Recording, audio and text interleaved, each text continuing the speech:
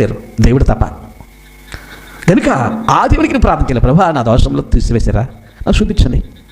అయ్యా, నన్ను క్షమించాను, నాకు పాపాలు జ్ఞాపకం వస్తున్నాయి, నా దోషాలు జ్ఞాపకం వస్తున్నాయి, నేను ప్రార్థన చేయలేకపోతున్నాను, విశ్వాసంలో నడవలేకపోతున్నాను, ఆరాధనలో నడవలేకపోతున్నాను, నన్ను ఎన్ని వెనక్కి లాగుతున్నాయి ప్రభా. అది ఎప్పుడైనా నువ్వు దేవుని దగ్గర అడిగి నీ అనుమానం తీర్చుకున్నావా?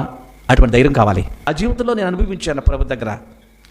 ఏ విషయాల్లోనూ కుంగితా ఉంటే ప్రభు నా పాపాలు కడిగినట్టు తెల్ల వస్త్రం, ఎర్ర రక్తం లాంటి పాపాలు ఆ కుండలో ఉంటే నీటిలో పారవేస్తే, మీకు చాలాసార్లు చెప్పాను, ఆ రేవులకి కాలుకుంటుంటే ఎక్కడ పారవేసానో నా కాలు దగ్గర తెల్లట వస్త్రము వచ్చిందని చెప్పాను. పారవేసిన ఎటువంటి నీళ్ళు? రక్తం లాంటి నీళ్ళు, గెడ్డ కరగదీసి. నా జీవితంలో ప్రభు క్షమించాడని మళ్ళీ బురదల పడలా, ప్రభు గారు సాక్షిగా జీవిస్తారా? అది అనుభవము. దేవుడు తప్ప ఎవరు తీయలేరు.